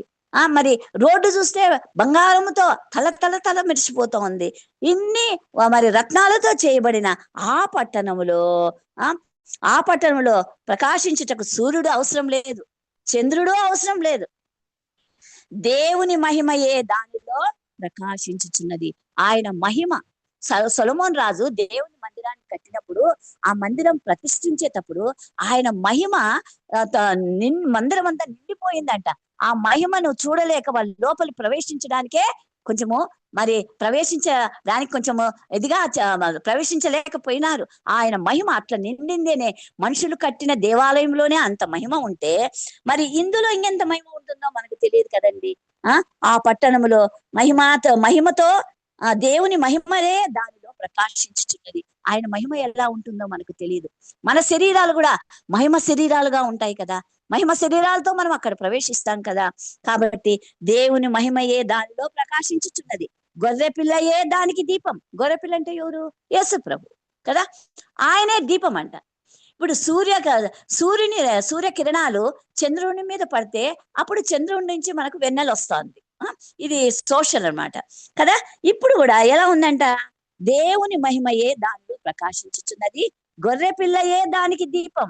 మరి ఆ పరలోక రాజ్యానికంతా దీపం ఎవరంటే యేసు ప్రభువే అంట. జనములు దాని వెలుగునందు సంచరింతురు, భూరాజులు తమ మహిమను దానిలోనికి తీసుకొని వస్తురు అంట. జనులంతా ఆ వెలుగులో నడుస్తూ ఉంటారు. మరి ఎలా ఉంటుందో మనకు తెలియదు. ఆ బంగారు వీధుల్లో, ఆ తలతలత మెరిచే చోట, ఆ వెలుగులో ప్రజలంతా తిరుగుతూ ఉంటారంట. భూరాజులన్నా అన్నారు. మరి భూరాజులంటే మరి ప్రభువు మరి మనల్ని భూరాజులుగా మరి ఎన్నుకుంటాడేమో, అక్కడ మన రాజ్య పరిపాలన ఇస్తాడేమో. ఈ లోకంలో ఉండే భూరాజులు మరి ఆ లోకానికి వస్తారా? ప్రభువును నమ్ముకున్న బిడ్డలు ఒకవేళ ఉంటే వస్తారేమో మనకు తెలియదు, కానీ భూరాజులు తమ మహిమను దానిలోనికి తీసుకొని వస్తారంట. తర్వాత అక్కడ రాత్రి లేనందున దాని గుమ్మములు పగటి వేళ ఏమాత్రమో వేయబడవు. రాత్రి లేదండి అక్కడ, రాత్రి ఎంత మాత్రం లేదు. కాబట్టి ఎప్పుడు డోర్స్ ఓపెన్ లోనే ఉంటాయి. జనములు తమ మహిమను ఘనతను దానిలోనికి తీసుకొని వచ్చెదరు. గొర్రె పిల్ల యొక్క జీవ గ్రంథమందు వ్రాయబడిన వారి దానిలో ప్రవేశిస్తారు. ఈ నూతన యెరూషలేములో ఎవరంటే వాళ్ళు ప్రవేశించడానికి లేదండి. ఇప్పుడు 19వ అధ్యాయం 20వ అధ్యాయము 11వ వచనంలో 11వ వచనం నుంచి 13, 15వ వచనం చదువుతామంటే, ఎవని పేరైనను జీవ గ్రంథమందు రాయబడినట్టు కనబడని ఎడలవాడు అగ్నిగుండంలో పోతాడు. ఎవరి పేరైతే జీవ గ్రంథంలో ఉంటుందో వాళ్ళు మాత్రమే ఈ నూతన యెరూషలేములో ప్రవేశించడానికి యోగ్యులు.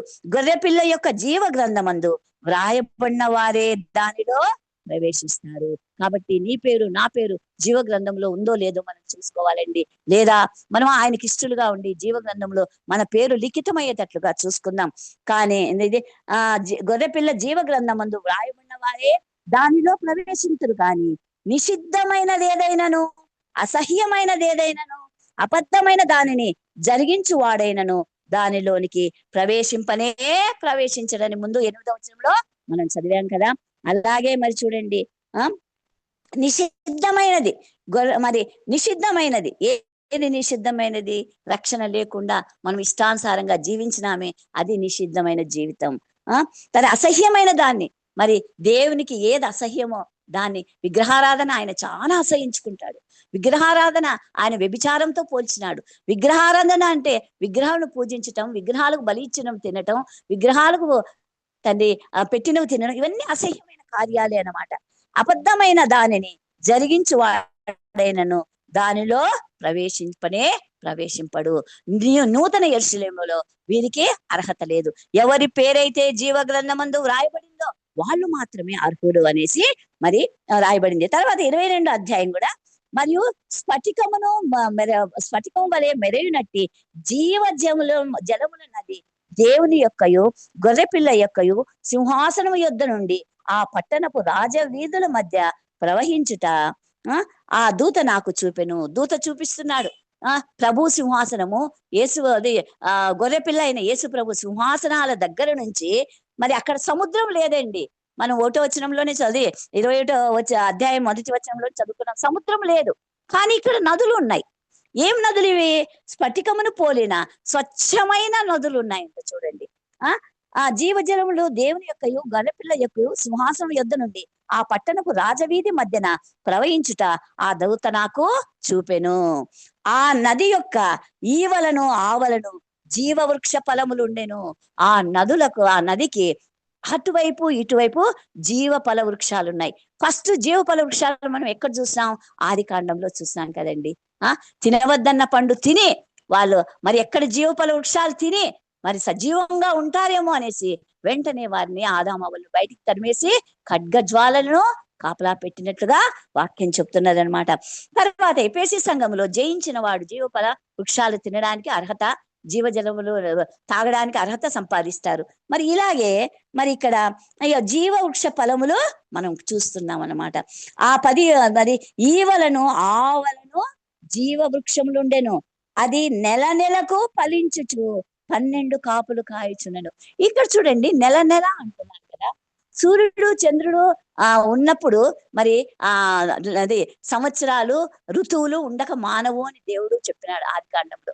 మరి ఇక్కడ కూడా నెల నెల అంటే మరి కూడా ఇక్కడ అది సజీవులుగా ఆయన ఎల్లకాలం ఉంటాం కదా. వీళ్ళు లెక్కించడానికి మరి సంవత్సరాలు అవసరం లేదు కదా. మరి ఎందుకనో ఇక్కడ నెల నెల అన్నారు. అదైతే నాకైతే తెలియదు. ఎవరైనా పెద్దవాళ్ళు ఏమని చెప్తే మనం నేర్చుకుందాం. కాబట్టి అది నెల నెలకు ఫలించుచు 12 కాపులు కాయును. అంటే ప్రతి నెల పండ్లు కాస్తానే ఉంటాయి. ఇప్పుడు చూడండి, చెట్లు తీసుకోండి. ఎండాకాలంలో మామిడి పళ్ళు వస్తాయి కదా. మరి అరటి చెట్టు తీసుకున్నామంటే ఒక చెట్టు ఒక గెల కాస్తుంది, తర్వాత దాన్ని కొట్టేస్తేనే మరి ఇంకొక కాపు కాస్తుంది. ఏదైనా తీసుకో, చింతకాయలు తీసుకోండి, చింతకాయలు కూడా తన సీజన్ లో వస్తాయి. ఏ పండు తీసుకున్నా గానీ, ద్రాక్ష తీసుకోండి, దాని సీజన్ లోనే వస్తుంది. తర్వాత చెట్టు అంతా కొట్టేయాలా, మరి అది కొత్త వేర్లు రావాలా, కొత్త చిగురు రావాలా, కొత్త కాయలు కాయాలా. అట్లా ఒక్కొక్క సీజన్ లో ఒక్కొక్క రకం పండ్లు వస్తాయి కదా. కానీ ఇక్కడ మాత్రం పరలోక రాజ్యంలో ఈ నూతన యెరూషలేములో నెల నెల ఫలించుచు 12 కాపులు కాయను. ఆ వృక్షం యొక్క ఆకులు జనమును స్వస్థపరచుటకై వినియోగించుదురు. మరి ఆకులు స్వస్థత ఎందుకు కలిగిస్తాయి? అసలు అక్కడ రోగాలు లేవు కదా, బాధలు లేవని చెప్పినాడు కదా. మరి ఇక్కడ ఎందుకు స్వస్థత అన్నాడు? ఇది ఆత్మీయ స్వస్థత అని కూడా కొంతమంది చెప్పినారమ్మా. ఇది ఆత్మీయ స్వస్థ. కొంతమంది అక్కడ పోయిన కొంత బలహీనమైన మనస్తత్వం కలిగిన వారు, మామూలుగా అక్కడ మహిమ శరీరం వచ్చినప్పుడు బలహీనమైన ఇది ఉండదు కదా. కానీ మరి ఎందుకో మరి ఇక్కడ ఈ ఆకులు స్వస్థత ఇస్తాయని వ్రాయబడింది. అదే కొంతమంది ఇలా చెప్తారు. ఆత్మీయ స్వస్థత మరి కలిగించడానికి ఈ ఆకులు ఉపయోగిస్తారు అని మరి కొంతమంది పెద్దలు చరిత్రకారులు చెప్పినారు. ఆ వృక్షం యొక్క ఆకులు ఉపయోగించదు.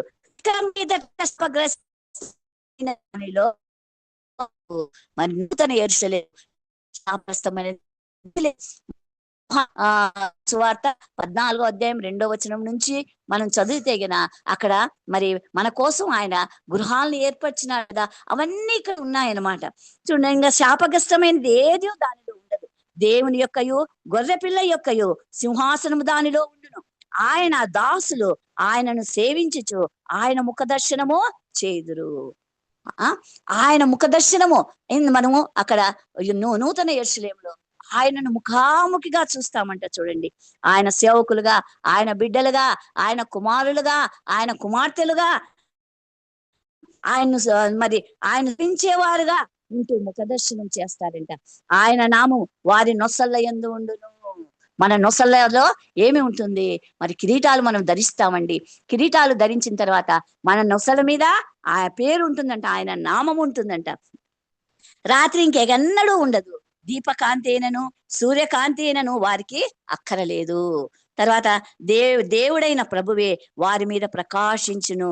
వారు యుగ యుగములు రాజ్యము చేయుదురు. అంటే చూడండి, యుగ యుగములు దేవుడు ఎవరిని ఏ విధంగా మరి ఎన్నుకుంటాడో, ఎవరికి మన క్రియలను బట్టి దేవుడు మనకు ఫలితం ఇస్తాడు కదా. భలా మంచి దాసుడా అన్నాడు. 5 పట్టణాలు 10 పట్టణాలు మరి ఒక తలాంతు తీసుకున్న వానికి మరి ఏది లేదు. అట్లా మరి మన దేవుడు మనల్ని యాజకులుగా రాజులుగా అక్కడ అభిషేకిస్తాడేమో, మరి అభిషేకిస్తాడు. ఆ వాక్యం ఉంది కాబట్టి అటువంటి స్థితిలో మనం కూడా ఉండాలి. మరి చూడండి, మనం మరి ఆ విధంగా రాజ్య పరిపాలన చేస్తామంటున్నాడు. ఆ దేవుడైన ప్రభువే వారి మీద ప్రకాశించును, వారు యుగ యుగములు రాజ్యము చేయుదురు. తర్వాత మరియు ఆ దూత ఈలాగు నాతో చెప్పెను, ఈ మాటలు నమ్మకమును సత్యములై ఉన్నాయి. ఇవన్నీ ఈ విధంగా జరుగుతుంది, ఈ విధంగా జరుగుతుంది, ఈ విధంగా ఉంటుంది, ఇవన్నీ సత్యమని దేవదూత యోహాన్ గారికి చెప్తున్నాడు అనమాట.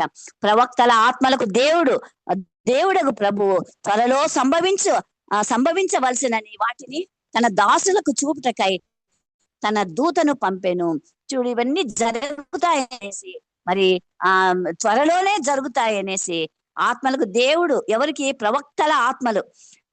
ప్రవక్తల ఆత్మలకు దేవుడగు ప్రభువు త్వరలో సంభవింపవలసిన వాటిని తన దాసులకు చూపుటకై తన దూతను పంపినాడు.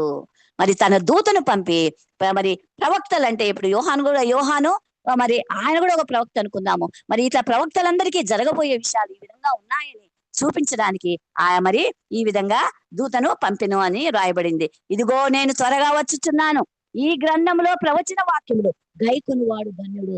మొదట్లోనే ప్రకటన గ్రంథం 1వ అధ్యాయంలోనే 2-3 వచనాల్లో ఉంది. దీన్ని వినువారు, గైకొనువారు, చదువువారు ధన్యులు అని ఉంది. ఇక్కడ ఏముంది? ఇదిగో నేను త్వరగా వచ్చుచున్నాను, ఈ గ్రంథంలో ప్రవచన వాక్యములు గైకొనువారు ధన్యులు. కాబట్టి ఇవి మనం నమ్మాలి, చదవాలి. కాబట్టి మరి గైకొంటేనే మనము ధన్యులు అనమాట. యోహాను నీ సంగతులు వినిన వాడను, చూచిన వాడను, నేను విని చూచినప్పుడు వాటిని నాకు చూపుచున్న దూత పాదములు ఎదుట నమస్కారము చేయగా. చూడండి, ఈ దూతకు యోహాను నమస్కారం చేయడానికి పోతాడు. మనము నా మటుకు నేనేమనుకునేదాన్ని అంటే, నమస్కారం అనేది ఇండియన్ కల్చర్, అది ఇండియన్ పద్ధతి, మనం నమస్కారం చేయకూడదేమో అనేసి నేను అనుకునేదాన్ని. ఈ ప్రకటన గ్రంథంలో చదివిన తర్వాత నమస్కారం అనే మాట చాలా చోట్ల వ్రాయబడింది. తర్వాత పేతురును కూడా సాష్టాంగ నమస్కారం చేస్తున్నప్పుడు చేయొద్దంటాడు. ఇక్కడ కూడా యోహాను ఈ దేవదూతకు నమస్కారం చేయడానికి పోతే ఇవన్నీ చూపిస్తున్నాడు కదా, దేవదూత ఇవన్నీ చెప్తున్నాడు కదా, అందుకని ఇంత శ్రేష్టమైనవి నాకు చూపిస్తున్నావని యోహాను మరి సాష్టాంగ నమస్కారము చేయడానికి పోతే, వద్దు సుమి, నేను నీతోను ప్రవక్తలైన నీ సహోదరులతోనూ ఈ గ్రంథములో ఉన్న వాక్యములు గైకొని వారితోనూ సహదాసుడను, దేవునికే నమస్కారం చేయము అనేసి చెప్తాడనమాట. చూడండి, అది అన్ని సరే గాని మరి ఇదంతా చదవండి. మరి ఆత్మయు 16వ వచనం 18వ వచనం చదువుతానండి. ఎందుకంటే ఈ ప్రకటన గ్రంథం చదవడానికి, ప్రకటన గ్రంథము వినడానికి మనం ఎందుకు భయపడతాము అంటే, 18వ వచనం నుంచి చదువుతున్నాను. ఈ గ్రంథమందున్న ప్రవచన వాక్యములు విను ప్రతివానికి నేను సాక్ష్యం ఇచ్చుచున్నది ఏమనగా, ఎవడైనాను వీటిలో మరి ఏదైనాను కలిపినడల, పరిశుద్ధ గ్రంథములో ఏది కూడా కలపకూడదండి. ఉండేది ఉన్నట్లు మనం చదువుకోవాలి, ఉండేది ఉన్నట్లు మనం చెప్పుకోవాలి. ఈ గ్రంథంలో మరి కలిపిన ఎడల, ఈ గ్రంథములో వ్రాయబడిన తెగుళ్ళు దేవుడు వానికి కలుగ చేయును కదా. ఎవడైనాను వీటిలో ఏదైనాను కలిపిన ఎడల, ఏది ఒక్క అక్షరం కూడా మనం కలపకూడదు. ఈ గ్రంథంలో వ్రాయబడిన తెగుళ్ళు దేవుడు వానికి కలుగ చేయును. ఎవడైనాను ఈ ప్రవచన గ్రంథమందున్న వాక్యములలో ఏదైనాను తీసివేసిన ఎడల, ఎట్టి పరిస్థితుల్లోనూ దేవుని వాక్యంలో నుంచి ఒక్క అక్షరం గాని, పొల్లు గాని, దీర్ఘం గాని, ఏది గాని తీసేయకూడదు అనమాట. మరి తీసివేసిన ఎడల దేవుడి గ్రంథంలో వ్రాయబడిన జీవ వృక్షంలోను పరిశుద్ధ పట్టణములోను వానికి పాలు లేకుండా చేయును. కాబట్టి మనం ఈ పరిశుద్ధ గ్రంథాన్ని చదవాలి, చదవాలి. తర్వాత మరి వీటిని గైకొనాల, వీటికి ముద్ర వేయకుండా. అది దానియేలు గ్రంథంలో అయితే ముద్ర వేయమని చెప్పాడు. ఇక్కడైతే మాత్రము ముద్ర తీయబడింది. తెర తొలగబడిన గ్రంథం ప్రకటన గ్రంథం అన్నమాట. మరి కాబట్టి ఈ గ్రంథాన్ని మనం చదవాలి. టైం అయిందని ఇదంతా నేను చెప్పలేదు. మరి దేవునికి స్తోత్రము. మరి ఇదంతా చదువుకోండిమ్మా. ఆయన త్వరగా రమ్మని పిలుస్తున్నాడు. ఎవని క్రియలు వాని బట్టి మరి దేవుడు తీర్పు తీరుస్తాడు. మరి ఇదిగో నేను త్వరగా వచ్చుచున్నాను, వాని క్రియలు చొప్పున ప్రతి వానికి ఇచ్చుటకు నేను సిద్ధపరిచిన జీతము నా యొద్ద ఉన్నది. మన క్రియలను బట్టి మన జీతం ఇవ్వడమే కాకుండా మరి మనకు కట్టించిన ఇండ్లు కాకుండా మరి రాజవీధుల్లో మనం అక్కడ మరి దేవుని కాంతిలో ఎలా ఉంటామో మనకు తెలియదు, కానీ అదంతా మన మరి ఆయన ఇవ్వడానికి మనకు సిద్ధపరిచాడండి. క్రియల చొప్పున ప్రతి వానికి ఇచ్చుటకు నేను సిద్ధపరిచిన జీతము నా యొద్ద ఉన్నది, నేను అల్ఫయు మెగయు, మొదటి వాడను కడపటి వాడను, ఆది అంతమై ఉన్నాను. కాబట్టి జీవ వృక్షములకు హక్కు గలవారై గుమ్మముల గుండా ఆ పట్టణంలో ప్రవేశించినట్లు వస్త్రాలు వారు ధన్యులు. మనము ఆ పట్టణంలోకి ప్రవేశించాలి అంటే మన శరీర వస్త్రాలు కాదండి, ఆత్మీయ వస్త్రాలను ఉదుక్కొని వారు ధన్యులు. కుక్కలు, మాంత్రికులు, వ్యభిచారులు, నరహంతకులు, విగ్రహారాధికులు, అబద్ధీకులను అబద్ధమును ప్రేమించి జరిగించు ప్రతివాడు వెలుపట ఉండును. చూడండి, వీళ్ళందరికీ అర్హత లేదనమాట. కుక్కలు అన్నాడు. కుక్కలు అంటే అది చూడండి, ఒకసారి ప్రభువును విశ్వసించి దాన్ని మరి వదిలేసి మరి లోకం వైపు తిరిగే వాళ్ళను కుక్కలుగా పోల్చినాడు. కుక్క ఏం చేస్తుందంటే బాగా తింటుంది, మరి అది వాంచి తీసుకున్న తర్వాత మరి దాన్ని తింటుందన్నమాట. అది అసహ్యమైన కార్యం కదా. అలాగే రక్షించబడిన వాడు మరి అది మన వస్త్రములు ఉదుక్కున్న ఆయన రక్తం చేత మన వస్త్రాలు, మన జీవితాలు మరి కడుక్కొని ఆయన పరలోక రాజ్యానికి వారసులమైన మనము మరి వెనక్కిపోతే మన కుక్కలతో సమానమే. అందుకని ఇక్కడ చెప్పబడుతున్నది, కుక్కలను, మాంత్రికులను, వ్యభిచారులను, నరహంతకులను, విగ్రహారాధికులను, అబద్ధమును ప్రేమించి జరిగించి ప్రతివాడును వెలుపట ఉండును. పేతురు రెండో పత్రిక 2వ అధ్యాయం 22వ వచనంలో వ్రాయబడిందన్నమాట. అక్కడ పంది కూడా మరి బురదలో పోయి పొర్లుతుంది. అలాంటి జీవితాలు ఉన్న వారికి ఈ పరలోక రాజ్యంలో చోటు లేదు అని చెప్తున్నాడు అనమాట. కాబట్టి మరి ఆత్మయు పెండ్లి కుమార్తెయు రమ్ము అని చెప్పుచున్నారు, వినువాడు రమ్ము అని చెప్పవలేను. నీవు నేను ప్రభువా తొందరగా రా ప్రభువా అని చెప్పాల్సిన బాధ్యత మనకుందనమాట. మరి వినువాడు రమ్ము అని చెప్పవలేను, దప్పిగొనిన వాణిని రానిమ్ము, దప్పిగొనిన వాణ్ణి రమ్మ అన్నది ప్రభువా రమ్మని మనం చెప్పాలి. తర్వాత దప్పిగా ఆత్మీయ దప్పిగా ఉన్న వాళ్ళని కూడా మనము రానియాలన్నమాట. ఇచ్చయించు వాణిని జీవజలములు ఉచితముగా పుచ్చుకొని. ఇచ్చయించడం అంటే కొంతమందికి ప్రభు అంటే ఇష్టము, ప్రభు కార్యాలంటే ఇష్టము, ఆయన నమ్మిన వాళ్ళు ఇష్టపూర్వకంగా వచ్చే వాళ్ళకు కూడా ఈ జీవజలములో ఉచితంగా వారు పుచ్చుకోవటానికి అర్హత పొందుతారని ఈ వాక్యం చెప్తున్నది. కాబట్టి ఈ మరి మనం మరి అంత్య దినాల్లో ఉన్నాం, భయంకరమైన దినాల్లో ఉన్నాం. కాబట్టి ఈ ప్రకటన గ్రంథం కంపల్సరిగా చదవాలంట, చదివి తీరాలి. ఈ సంగతులను గూర్చి సాక్ష్యం ఇచ్చేవాడు అవును త్వరగా చున్నానని చెప్పుచున్నాడు. ఆమేన్. ప్రభువైన యేసు రమ్ము. కాబట్టి ఆయన త్వరగా రాబోతున్నాడు. ఆయన కృప మన మీద ఎల్లప్పుడూ ఉంటుంది. మరి ఆయన రక్తం చేత మన పాపాలు కడుక్కొని మన హృదయాలను మార్చుకొని ఆయన కోసం నీతిమంతులుగా పరిశుద్ధులుగా జీవిస్తున్నప్పుడు ఈ పరలోక రాజ్యానికి, నూతన యెరూషలేముకు మనం అర్హత సంపాదిస్తాం. లేదా నిత్య నరకానికి, అగ్నిగుండానికి యుగాయుగములో అక్కడ ఉండవలసిన పరిస్థితి ఉంటుంది. అజ్ఞారదు, పురుగు చావదు. మరి నీకు ఇదే నూతన యెరూషలేములో నిత్య జీవం, చివరి మనకు అసలు చావు లేదు, మరణం లేదు, దుఃఖం లేదు. యుగములు నిత్య జీవములో ఆయనతో పాటు ఆయన కుమారులుగా, కుమార్తెలుగా మనము మరి ఎలా ఉంటుందో అక్కడ మనకు తెలియదు, కానీ మరి కొంతవరకే రాయబడింది. అంతా మరి అది పూర్తిగా పరలోక రాజ్యాన్ని గురించి వ్రాస్తే ఇలాంటి గ్రంథాలు చాలా అంటారు. మరి కాబట్టి మనమందరం అక్కడ కలుసుకొని దేవుని యందు భయభక్తులు కలిగి ఆయన సాక్షులుగా జీవిస్తూ ప్రభువా రమ్ము రమ్ము అంటూ మరి ఇతరు అందరినీ ప్రభు సన్నిధికి నడిపించేవారుగా ఉండాలని మనస్ఫూర్తిగా కోరుకుంటూ చిన్న మాట ప్రార్థన చేస్తాను. సర్వోన్నతుడా, మహోన్నతుడా, గొప్ప దేవ, రాజాది రాజా, ప్రభువా, ఆశ్చర్యకరుడా, అద్భుతం మీకు స్తోత్రాలు, వందనాలు చెల్లిస్తున్నాం తండ్రి. నాయన ఇంతవరకు తండ్రి ప్రకటన గ్రంథం 21వ అధ్యాయం 22వ అధ్యాయం మేము చెప్పుకోగలిగితే మధ్యలో కొన్ని డిస్టర్బెన్స్ వచ్చినప్పటికీ దేవా తండ్రి నాయన చివరి వరకు మీరు మాకు తోడయుండి నడిపించిన విధానాన్ని బట్టి స్తోత్రాలు. విన్న వాక్యం మా హృదయాల్లో ఫలించులాగున సహాయం చేయండి. రాకడ పర్యంతరం నమ్మకంగా తండ్రి సిలువనెత్తుకుని మా పరుగు పందెంలో ముందుకు సాగే భాగ్యం మాకు అందరికీ దయచేయమని తండ్రి జూమ్ లో ఎంతమంది పార్టిసిపేట్ చేశారో అందరిపైన మీ పరిశుద్ధాత్మ శక్తిని నింపి అందరి అవసరాలు తీర్చి మీరే మహిమ పొందమని యేసుక్రీస్తు నామమున వేడుకుంటున్నాను తండ్రి. ఆమేన్. అమ్మ అందరికీ వందనాలు.